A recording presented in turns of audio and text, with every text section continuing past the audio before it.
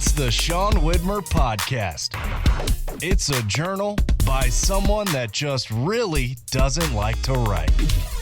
Thanks for tuning in to the Sean Widmer Podcast. Hi, into the week for us. What do we have on the table today before we dive into the normal beginning of the show? We are going to talk about bats. Bats. Batty. I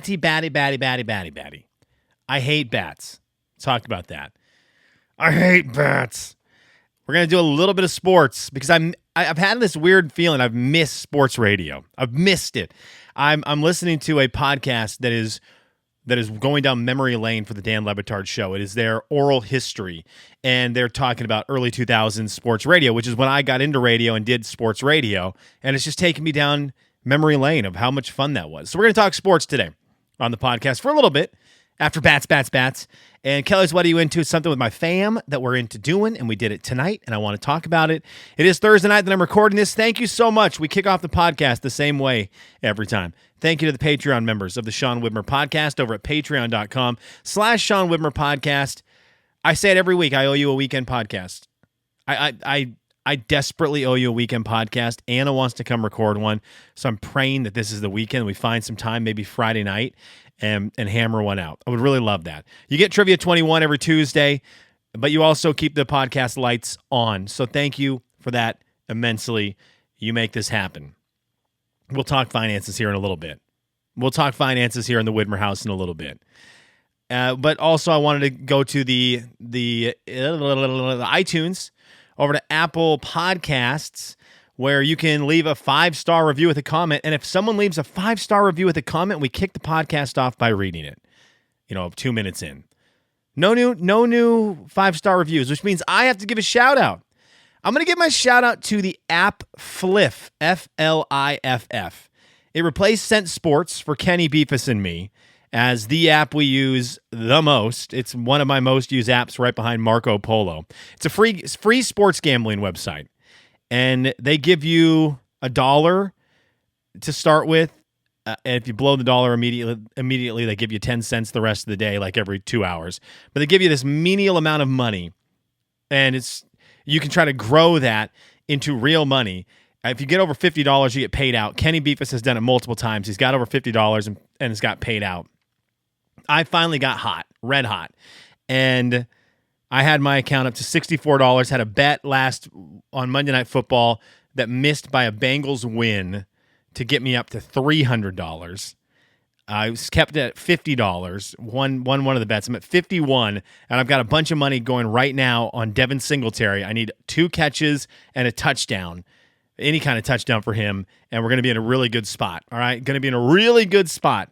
So I got to keep the podcast kind of short just because I got money on the line out there in the TV room, in the basement.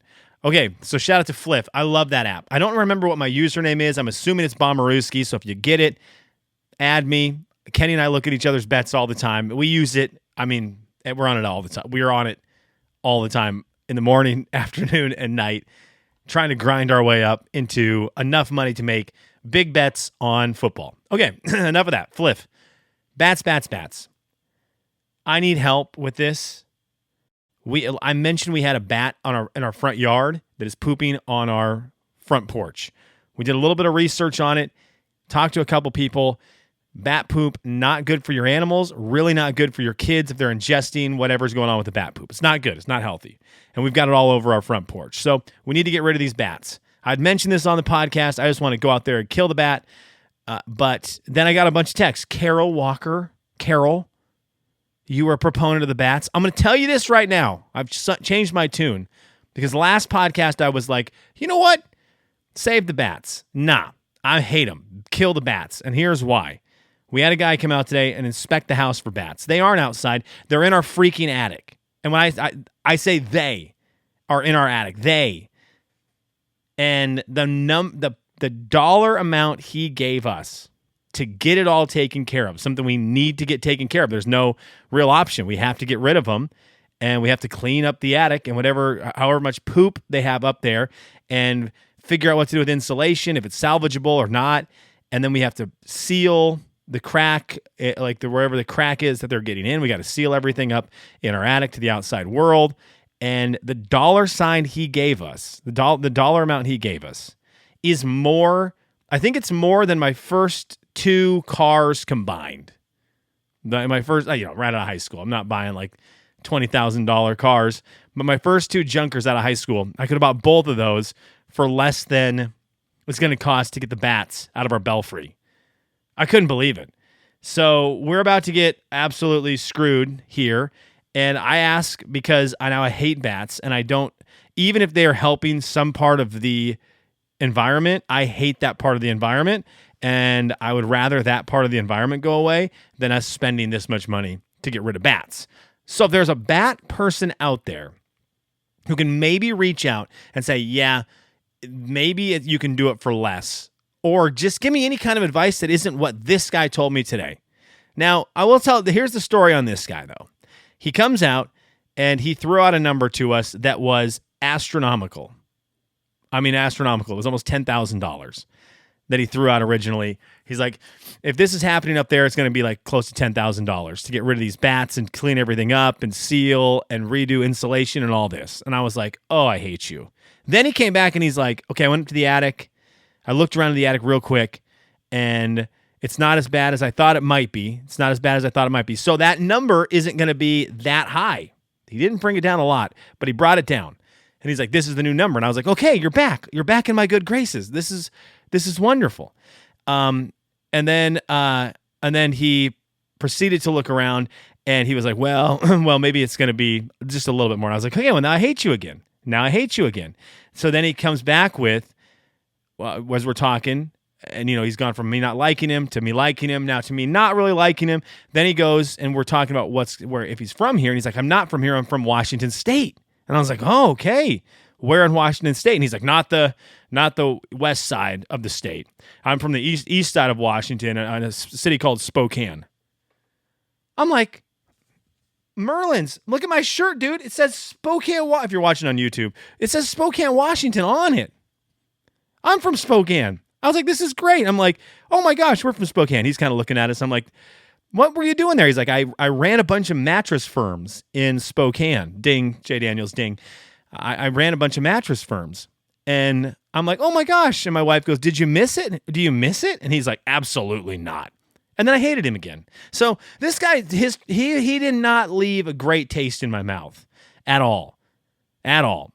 Multiple bats, big price, dropped it, raised it, from Spokane, hates Spokane. I was over this guy, but I guess they're the best at cleaning up this mess. So I hate bats. I'm anti-bats, and there will be no Christmas at the Widmer house. Our Christmas now is going to be hopefully a bat-free home for my daughter, who's now absolutely terrified. As much as she's terrified of storms, she's now afraid that there's going to be a bat in her room at all times. So she can't, anything in this house right now with Olivia, it's just a nightmare. She expects a storm to wipe us out, bats to take over the world. It's just a mess for her. All right, let's do a little bit of sports real quick.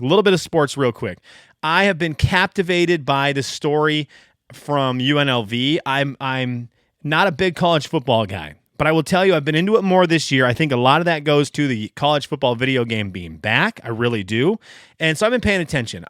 I really hated, I know another reason I'm back in, but I've hated forever how college football hands out their championship. I think it's really stupid. When they were doing 4 teams, a 4-team playoff, I mean, earlier in my lifetime, they were just giving it out to someone who won a big bowl game. If you were like the number one team, they had a championship game, and it was just 1 and 2, and it was dumb. And then they went to the 4-team, right? Then they went to the 4-team, and the 4-team was better, but it wasn't great. Now they've got this 12-team tournament. I can't wait for it. I think it's going to be electric. I'm all in on it, and it's got my interest back into college football, okay? Well, this Matthew Sluka story from UNLV, if you've missed it, has really also, it has its hooks on me because I am totally captivated with NIL in all of college sports. I'm captivated with it. I talked about it ad nauseum on a podcast a few months ago where I really wish some billionaire would go to a small school and give them $30 million and say, can you get my small school team to win a championship and document it? I think that would be the greatest thing and the most entertaining thing of the year in sports in the United States if someone did that. All right. So this Matthew Sluka thing, though, this is not that, but it is an NIL thing. Starting quarterback for UNLV. UNLV has started. Excuse me. I gotta sneeze. At least I thought I did. I don't. Maybe I don't. Do I have to? Look at the light. Right. Look at the light. I thought I had to sneeze. Oh man, I feel like I do. Okay. Anyways. Matthew Sluka. Is 3-0 UNLV team. He's the quarterback. He's decided to leave UNLV. He's leaving. He's going to use his redshirt year. I guess after 3 games, you could still redshirt. So he's going to use his redshirt year. Funny that he can make himself redshirt. I don't quite get that. I thought the coaches had to redshirt you, but whatever. He's going to use his redshirt year, sit out the rest of the season, and maybe play college football somewhere else next year. He is already a senior transfer. He transferred from Holy Cross to UNLV for his senior year. Now, 3 games into his senior year, he's done. He was apparently promised by a coach on the staff, not the head coach, but the offensive coordinator. He was apparently promised $100,000 in NIL money. That I believe the quote he said was that the coach told him, "We can make that happen." Okay, I believe that was what it was. Wouldn't be a problem. That was a quote from the coach that he claims, that Sluka claims. Wouldn't be a problem. Well, it was a problem. And I guess he's getting like $3,000 a month. He was mad about it, obviously. He did not sign a contract. He only had this verbal number from a coach who was trying to convince him to come to UNLV. Obviously, the coach is going to oversell, hoping he can come up with the money. You're trying to seal the deal with a guy. Guess what? You didn't come up with the money. But he did not have a contract. They were not contractually obligated. So I don't think UNLV will be on the hook for anything, as mad as this Sluka kid is. But he was promised this money, didn't get it. I understand his frustration. Big time understand it. When you were promised $100,000, you're getting $3,000 a month. You're not going to get to $100,000 by the time you're done at UNLV. It's not going to happen. So I get where he's coming from, angry. And I get where the university is coming from, where they go, we don't owe you any money because we didn't actually sign that contract. Our coach, Knucklehead, just tried to get you to come here. We're mad at him, whatever. But whatever. But I'm fascinated with this because it stirred up everything in the college scene this week. And the NIL is wild, and it's crazy, and it's the Wild West. And this guy, I feel like he has every chance to be why can't I remember the UCLA guy's name who ruined the NCAA originally? Started with a B. Brendan. What was the okay, hang on. UCLA. What was his name? NIL guy. If I type in UCLA NIL guy. Nope. UNLV NIL basketball player. It's not going to come up. What was his name? Ed O'Bannon. Ed O'Bannon. I didn't even need the Google. Just needed to think. Ed O'Bannon. He ruined it all for everyone, and he got it to the point where players are getting paid like this. But this kind of thing right here is going to be what turns it the other way. And if I'm a lot of college athletes, I'm pissed at this Matthew Sluka guy who doesn't even have great numbers, even though his team is 3-0. It's not like he's this super stud. I think he's got 318 yards in 3 games or something like that. He's got maybe 250 rushing, so I don't know. He doesn't seem like he's the greatest player of all time. Maybe I'm way wrong about that, but I think that's what it is. I think he's got like 350 yards passing. But he's going to ruin it, right? Stories like this are going to come out. It's going to make universities pissed off. It's going to leave bad tastes in mouth because lawsuits are coming towards the universities. And he's going to set it backwards. And he's going to force this kind of guy over $100,000, a $100,000 deal with a coach who didn't have any real authority offering the money. It's going to come back to backfire. And this guy's going to end up being, guys like this are going to be the face of the rollbacks on why guys aren't making $1 million a year randomly. So I like keeping my eye on this, I like putting a pin in this. And I'm kind of anti-college football. So I then was like, okay. And I saw the article that said NIL is ruining college football, right? So this stirred up all the NIL hatred and all the NIL people who want to write about it. NIL is ruining college football. And I was like, I don't think it is. I really don't think it is. I think people want it to be ruining college football. I like it personally. I think you get guys playing harder and you're going to get guys staying for more years with NIL. I think we've seen it in college basketball. Guys are staying for more years. to play as opposed to just leaving to the NBA or leaving to go play pro overseas. I think that part is working. And so you get more experienced players, which makes the product better. I don't think it's hurting college sports. Okay, is it chaotic and unfair? Probably, but it's not hurting college sports. And then I wanted to do this thing because I learned, so I'm going to share what I learned because I'll own it when I'm wrong. I wanted to go at college football because I don't love it. And I was like, one of the things that to me ruins college football is that there seems to be a lack of parity and that it's the same team that wins the championship every single year. That was my thought right off the bat. It's like Georgia, Alabama, Clemson win the national championship every year. So but that was before NIL and during NIL. So it's not like NIL changed anything. If you're an SEC football team, you win college football. That's what ruins college football, is that you just West Coast teams aren't in it. Well, right? I'll walk this back in a second. West Coast teams aren't in it. It's just SEC schools. You only have like 3 or 4 teams who have won a title in forever. That's what ruins college football. So I went and looked. I'm like, okay, let me put together a list. So since 2000, 11 teams have won titles in college football. 11 teams. Alabama, LSU, Georgia, Clemson, Ohio State, Florida, Auburn, Florida State, Texas, Miami, and Oklahoma since 2000. Alabama's won 6. That's a lot. 5 of the 11 schools are SEC, so that part is real. They win the most titles. So I was like, okay, let's look up the NCAA basketball numbers. This is going to be great. There's going to be like 18 schools. It's 12. 12 schools have won titles since 2000. So much for my parody take. 12. UConn, North Carolina, Duke, Kansas, Florida, Villanova, Baylor, Virginia, Louisville, Kentucky, Syracuse, Maryland. Can we say 13? Gonzaga would have won the COVID year. So let's say they won the COVID year. 5 of them to UConn. So I was going to go in on this big parody thing, but college basketball has the same thing. 12 teams. And at the top, UConn with 5, North Carolina with 3. You've got the same teams winning a lot over in college basketball as well. I think it feels different because of the extended tournament, which again, the tournament in college football, I think that's going to help. I think that's going to make it feel like there's more parity. It feels like less parity in college football because their playoff is the same teams every time. Where in college basketball, yes, it's the same teams, but they're in this huge bracket. So it looks like it could be overwhelming and anything could happen, right? That's what it looks like. So the optics are so different in college basketball, but only one more team has won in college basketball than the NCAA. So then I was like, what about the NFL? Because I love the NFL. And I don't love college football. I love the NFL. How many teams have won championships in the NFL since 2000? 14. Kansas City, LA/St. Louis. LA won 1, St. Louis won 1. But the Rams.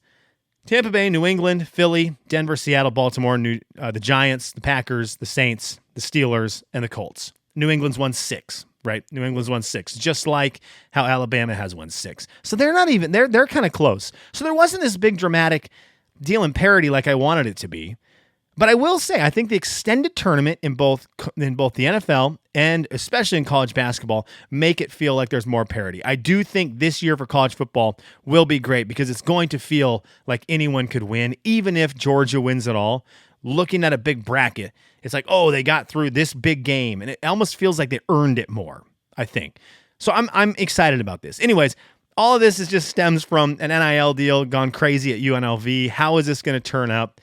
What's going to happen to this guy? I actually talked to a bunch of guys who I've worked with in radio over the years, and a couple of them told me, 2 different guys told me 2 separate stories about schools they work around who have had guys who were in a lower tier, like a lower string, 3rd string, 4th string guys who got maybe injuries or they were playing well and they got bumped up to 1st string and they threatened not to play in games because now that they were starting, they wanted NIL money. And so they were like, we're not playing until we get NIL money. That's crazy. That's crazy, but that's real. And that's the world we're in. It's wild. So maybe it ruins college sports to you. You like it. You're more of a purist. I love the chaos. I love that. And so guys wanting their money, moving up and holding out. I mean, is it a jerk move? Kind of says a lot about you, but I love that it's there. I love that I can be part of this chaos and watch it. All right, there's sports for you. Kelly's, what are you into? We are mall people. I've always been a mall person. I love a mall. Love. Worked in a mall for many years, had a blast there. Spent a lot of time after working at the mall, just going to the mall, walking around, window shopping. I love a mall. Tonight, Thursday night, we went out and we just needed to get out of this bat-infested house. We had got the word that we were going to, have to sacrifice one of our children to pay for the bats to get out of not sacrifice. We're going to sell one. So, and so we're just like, let's just get out of the house. The house is making us stressed and mad. So let's just get out of the house. So we went out of the house. We went down the street to the mall and we just walked the mall. And it was the most fun. We had the kids just bombing around, jumping on every single car, those little cars that you put the quarters in. Didn't even need the quarters, just getting in there and chatting.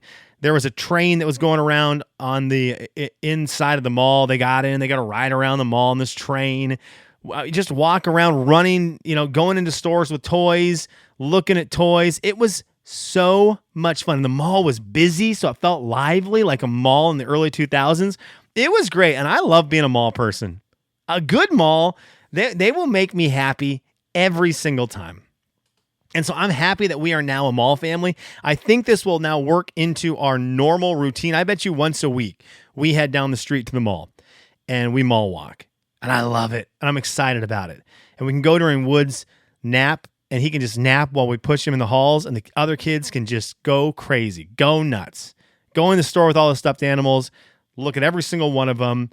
And it's great. Wear them out. They were so exhausted when we got home. They were gassed from running around the mall. So there you go, mall people. That's what I'm into right now. Let's read some comments. Then let's talk some Survivor real quick.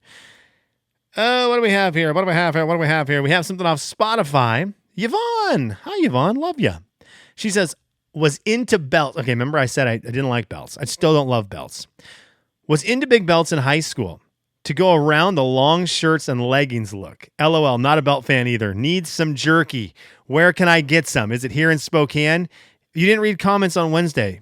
You were tired, though. I was gassed on Wednesday, Yvonne. I was gassed. I'm gassed tonight.